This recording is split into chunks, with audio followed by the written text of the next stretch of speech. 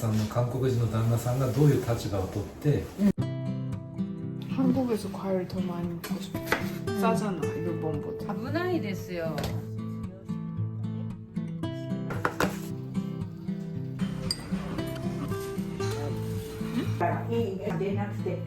문화가 다른 일본인 시어머니와 함께 네 식구가 살아가는 집, 일상 속 솔직한 이야기를 나누는 김스입니다.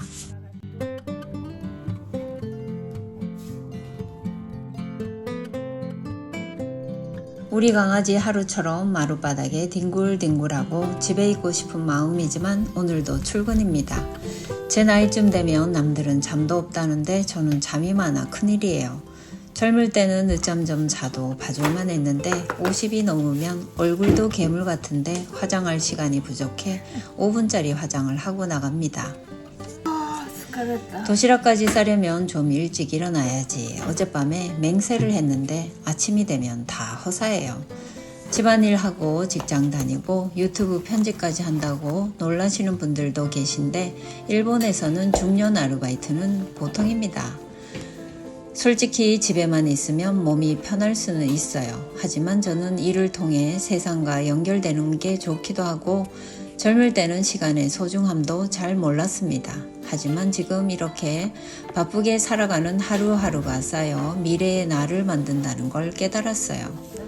저는 이제 50 중년이 되고 나서야 되고 싶은 내가 어떤 모습인지 조금씩 알아가고 있고 인생에서 이루지 못했던 것들을 지금부터라도 차근차근 이루기 위해 노력하고 지금이 딱 좋은 완벽한 때라고 생각합니다.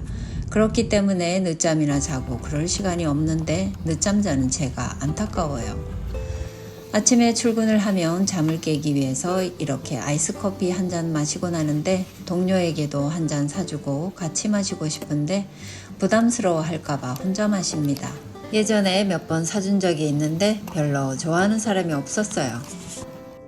점심시간입니다. 일본 생활 20년 지나고 나니 많은 부분이 이해가 가요. 일본에서는 동료와 일정한 선을 긋고 지내기 때문에 한 잔 얻어먹는 것도 싫고 아침부터 함께 커피 마신다는 게 부담스러울 것 같아요. 점심도 늘 혼자 먹고 딱히 누구와 대화할 필요도 없습니다. 이제는 혼자 먹는 게 더 편해요. 그래서인지 일본 식당에 가보면 1인용 자리가 참 많다는 게 실감이 나요. 식사를 혼자서 하면 친구 없는 쓸쓸한 사람으로 비춰질까봐 부끄럽기도 했던 적이 있어요. 혼자 먹고 싶으면 혼자 먹고 둘이 좋으면 둘이 모든 게 선택 가능한 세상이라 각자 편한 대로 살면 되더라고요.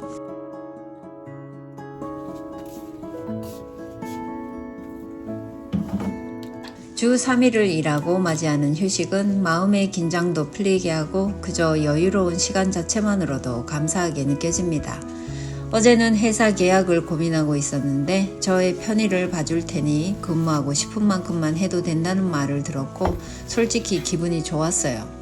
지금 직장에 다니면서 부딪히는 일도 있고 내가 얼마나 더 버틸 수 있을까 싶었는데 윗사람이 바뀌고부터는 모든 문제가 잘 풀리기 시작했습니다. 무엇보다 제가 하는 일에 인정을 해준다는 느낌이 좋아요.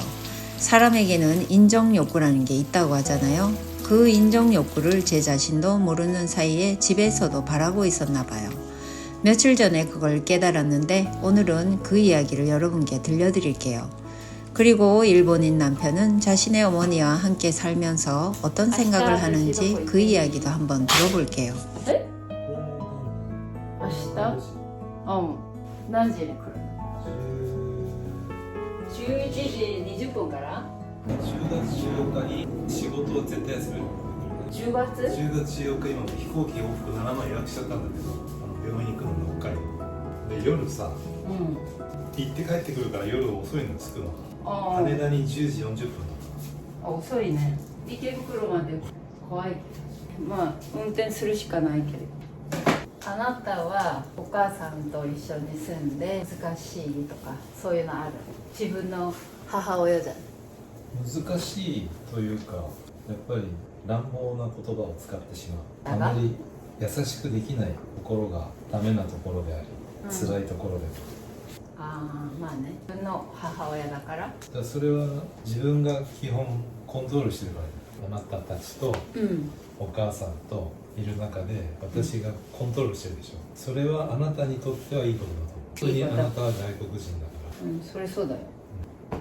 ら。ただその関係はあなたが外国人関係なく、結局嫁と姑と姑の息子っていう関係が難しいじゃない第一。姑っていう言葉怖いよね。なんかすごい悪い言葉だよね。それはしょっちゅうそういう問題が起きるからそういう言葉になっちゃった姑っていう言葉ね、あなたが外国人日本人関係なく、私が外国人だからって違いはないと思う？あるでしょ？いや違いはあるけど、この嫁と姑の関係っていうのは関係ない、それはそうだと思う。さっき言ったそのお母さんと自分の関係で難しいのはやっぱり大きな原因はお母さんにとってはあなたは他人、他人。私にとってお母さんは家族であなたも家族。お母さんがあなたと接するときはやっぱり他人なわけでしょ。なんだかんだ言ってすごく他人だから難しいみたいね、私が。それはだからそこがやっぱ結局問題じゃない。私にとっては家族なのに、お母さんにとっては他人っていうところで、他人に対する振る舞いをあなたにするところを、私は見るわけで、近くで。だからそれがやっぱり気分が悪いことの大きな原因だと。他人意識が強いからそれは一般的には言えないけど、やっぱりどの家庭も家族の中に他人が入るわけ。日本の方が嫁っていうのが他人かもしれない、だから距離を取るんじゃない。距離をまず取るよね。韓国は一応家族って受けるけども問題はいっぱいあるけど、みんなの気持ちを理解するように努めて行動しないと。一緒に6年住んでみてどう？それはいい面も悪い面もあるんじゃない。いい面はやっぱり残りのお母さんの人生、そんな長くそういう間を一緒に過ごせるっていう、毎日見て過ごせることはいいことだけど、逆にその近いからこそこの親のありがたみが分かりにくい。だからその辺が優しくできないとですね。で、私に対しては例えば私がじゃあ半々だったらどっちかっていうとあなたの方とかお母さんの方っていうより我々とお母さんって感じ。そうだよね。我々に全部合わせてるのか、そうだね。いろんなこと、だからお母さんが辛い方かもしれない。だからそれが例えば半々でもしくはお母さん寄りだったりしたらちょっと難しいんじゃない。息子は半々になるべき。逆の立場で韓国人のお母さんで私が韓国人であなたが奥さんだったら、それもそれで難しいと思う。韓国だったら文化の違いでお母さんが韓国人で私が日本人私が韓国人であなたが日本人の奥さんで、ここは韓国です。旦那の国で日本人の女性真逆バージョン。大変だと思う。なぜなら韓国は家族の範囲が広いから。それを日本はないじゃない。私たちだけ住めばいいけど、韓国はもう家族が多いからそれになれるのに本当大変だと思う。韓国人の旦那さんがどういう立場をとって、その家庭で生活しているのかっていう、半々なのか奥さん寄りなのかお母さん寄りなのか。お母さん寄りだったらちょっともう奥さんは辛いすぎるだろうと思う。それちょっと無理じゃない。社会が韓国なのに旦那が半々でもお母さん寄りでもその日本人の嫁には最悪。しなくていいです。やるので今。 어머님은 고관절 수술 때문에 될 수 있으면 바닥 생활을 피하고 몸을 많이 구부리는 행동은 하지 않는 게 좋다는데 저희 눈을 피해 혼자서 바닥을 닦곤 하셔서 신경 쓰입니다. 함부로 움직이시다가 탈골되면 큰일이라고 들었거든요. 제가 쉬는 날 방을 닦아드린다고 해도 마음이 불편하신가 봐요. 보통은 고부관계에서 갈등이 생기는 이유는 며느리가 집안일이나 식사 준비를 전부 해주기를 기대하는 마음에서 비롯되는 경우가 많다고 생각해요. 하지만 저희는 좀 다릅니다. 제가 해드릴 때까지 기다리지 못하시는 것도 있고 무엇보다도 제가 도와드리는 걸 불편해하시고 부담스러워하십니다. 捨てたいのがあれば。綺麗だからと全然苔が捨てちゃってもいいんだけど、器置いといてもいい気がする。苔を苔は植えればいいじゃん。うん、苔を入れればいいんだけど、最近もう苔が全部なくなっちゃったからいろいろ買ったんだけど、意外とあの時高かったけど、イベントイベントを出張して、ありがとう、おかげさまで綺麗になった。ネックレスかわいいじゃん。これはね、イミテーション。私あまりイミテーションのアクセサリーって持ってないんだけど、すごい。これは割と西部でね、西部でお人形さん着てたので、いろいろ変化できるから。これあれをね、あげようと思うよ、今度。あそこで買ったの。こんな高いのあげるんですか？そういう、いや、他のものにやるんだったら、あそこの、それ大理石だからイミテーションで、私ほとんどアクセサリーがイミテーションを持ってないから。大理石って何ですか？だから本物っていうこと。 시어머님이 자신이 아끼던 이 목걸이를 딸에게 물려주신다고 하네요. 전에도 몇 가지 물려주시고 영상에 올린 것들도 사실은 전부 손녀인 제 딸에게 물려주셨습니다. 참 고마운 일이에요. 자신의 소중한 물건을 핏줄에 주고 싶은 것이겠죠. 그런데 그 말을 듣는 저는 왠지 모르지만 섭섭한 마음도 있습니다. 딸이 물려받았으니 당연히 기뻐해야 할 제가 왜 마음이 편치 않은지 한참 생각을 해보다가 결국 자매에게 전화해 내가 참 속이 좁은 것 같아. 내 자식한테 시어머니가 보석을 주시는데 기분이 안 좋은데 이 기분이 뭘까 했더니 아마도 인정 욕구라고 하더군요. 솔직히 제 취향도 아니라 탐이 나는 것도 전혀 아닙니다. はい。ベネチアでほら買った。これも安くはないのよねさ。ベネチアは絶対行ったらいい。イタリア行った時は器といい。この時にワインのグラスも買ってね、ずいぶん高く出して買った。みんな割っちゃったの私は。船しか行けないベネチアっていうとか絶対ごらん。もう素敵な場所でもあり。今車来たんですか？いやいやまだ来ないから。私電話かかってきたら出ますので。はい、気をつけて、いってらっしゃい。お願いします。はい。もうちょっとバランスがね、しっかり取れればいいんだけど、あちらではね、杖は使ってないの。よろしくお願いします。ありがとうございます。 하루가 걷지? 식사 준비할 기분이 나지 않아 남편하고 저녁을 먹으러 오토야라는 곳에 왔습니다. 일본식 정식을 먹으려면 적당한 가격에 맛볼 수 있는 인기 식당이에요. 오늘 일은 여자라면 누구나 느낄 수 있는 아주 사소하지만 치사한 감정이기도 합니다. 그래서 남편에게 내 기분이 오늘 이랬어 라고 말도 하고 싶었는데 제 일본어 실력으로 이 미묘한 감정을 표현하는 데는 한계가 있어 포기했습니다. 사실 한국어로도 설명하기 어려운데 일본어로 어떻게 제대로 설명할 수 있겠어요. 아마 말해도 남편은 잘 이해하지 못할 것 같아요. 남편이 사온 이 자두 한 통에 마음을 풀기로 했습니다. 嬉しい。これ食べる？もらって。多い。置いといて。お母さんのあれはなんか見た感じちょっと今日ね、あれ以上のものはないと。 今日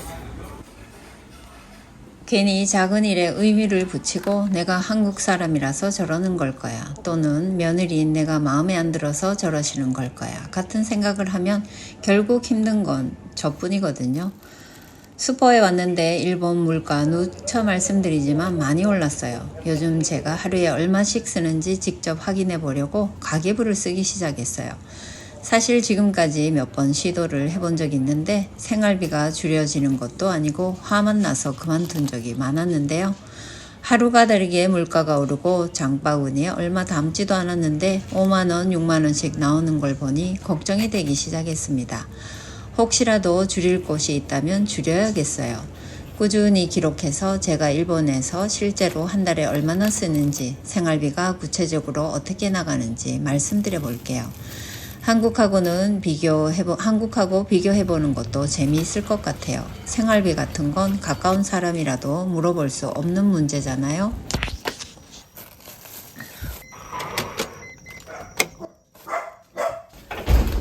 하루 고항 만들어줄게. 기다려. 오늘의 기분을 솔직하게 말하자면 밥을 한 끼를 해드려도 병원을 모시고 가도 며느리인 제 몫이지만 핏줄인 손녀에게만 자신의 귀중품을 물려주고 싶어하는 그 마음이 조금 서운했던 것 같아요. 물건이 탐나는 게 아니니까 인정받지 못해서 서운했나 봅니다. 손녀는 혈육이고 며느리는 타인이니 어쩔 수 없는 감정인 것 같아요. 옛날 일을 생각해보면 제 아버지도 자식인 딸들에게는 한 푼 유산 남겨주지 않으셔도 큰손주에게는 물려주고 싶어 안달을 하시던 그때를 떠올려보면 그까지 치어머님의 핏줄을 향한 마음이 이해 못할 일도 아닙니다. 며느리나 사위는 혈연 관계가 아닌 외부인이잖아요. 며칠 전에 코스트코에 갔다가 이 잡채를 보니 어머님 생각이 나서 사왔어요. 잡채를 좋아하시거든요. 오늘은 못 해드리겠고 다음에 해드려야겠어요. 제 마음 이해 가시죠? 색깔이 너무 예뻐. 한국에서 과일 더 많이 먹고 싶다. 싸잖아 일본보다. 그러니까 과일은 한국이 더 싸. 음. 한 개만 먹어도 돼? 이걸 안 돼, 이걸로. 어. 하루도 기다리네. 텔레비 보면서 먹을까요? 뭐 볼 거야? 요즘에 이정석. 응? 이정석이었나 이름이? 이종석? 있잖아 그 너의 목소리가 들려. 이종석. 종? 응. 이종석이구나. 응. 이 주인공 그 드라마 보고 제목이 뭔데? 일본어밖에 모르겠는데. 응. 로맨스는 아름다워 뭐 이런 거야?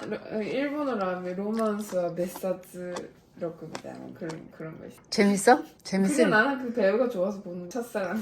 아, 이종석이 좋아서? 응. 응. 얼굴이 어쩌나 안 바뀌었는지 그대. 근데 그 드라마가 6년 전이야.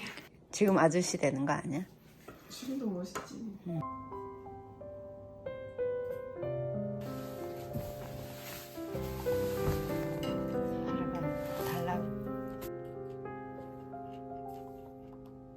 아, 로만스 베사츠 이게 인기 있었나? 오 멋있다. 얼굴 그대로 잘생겼는데?